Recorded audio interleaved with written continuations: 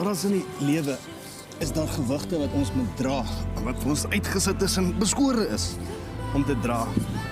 Ek sê soms vir mense binne in 'n huwelik is dit asof jy jou gewig het om te dra. Ek as man het my gewig wat ek kan vashou en my vrou het haar gewig om te kan vashou. Ek is sterk genoeg om my gewig te kan dra. Maar die lewe gebeur. En soms kom daar tye wat jy nie alles kan dra nie. Weens emosionele omstandighede of fisiese goed, wat ook al. En dan kom die ander party en sit klippe by jou klip by. Ek kan nie vandag die kinders gaan oplaai nie. Sal julle vir my kry asseblief? Bietjie inkopies vir my doen, of dalk net vir my gaan cover in 'n meeting wat ek moes bygewoon.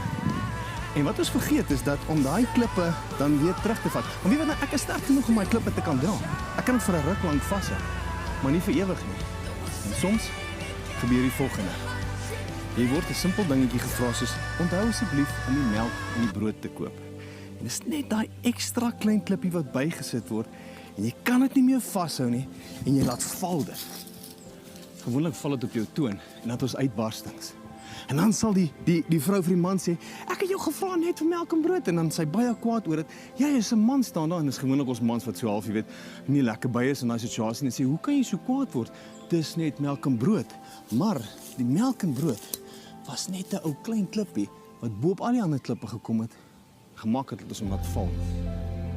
So moet ons eie gewig dra, soms mekaar se laste ook dra, maar jy moet jou eie laste weer terugvat, veral binne in 'n huwelik. So, wat is jou klip wat jy moet vashou? En is jy sterk genoeg om jou klip vas te hou? Ons 'n mooi gedeelte wat staan in Galasiërs. Paulus kom en skryf vir hierdie gedeelte. Dankie JD. In Galasiërs. Galasiërs 6 sê dit dan vers 2 dat ons mekaar se laste moet help dra om sodoende Christus se wet te vervul. Dis sê ons moet mekaar ondersteun. Maar in vers 5 sê hy ook, want elkeen sal sy eie pak kan dra, jou eie gewig, jou eie las kan dra.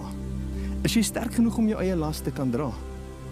Ons kry dit ook in die lewe dat mense wat soms hulle eie klip vashou en hulle eie las kan dra, ander mense sin ook wil optel.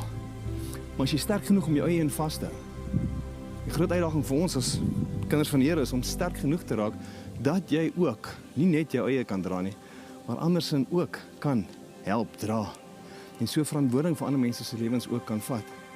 So die grootste uitdaging vir ons is om sterk genoeg te raak in die lewe, sodat ons klippe mooi en sterk kan vashou, hoog kan optel, kan doen wat ons moet doen in hierdie lewe, sodat ons mekaar se laste kan dra, kan sterk raak, sodoende mense van Jesus se liefde kan vertel, en 'n ruk lank hulle gewig kan vashou.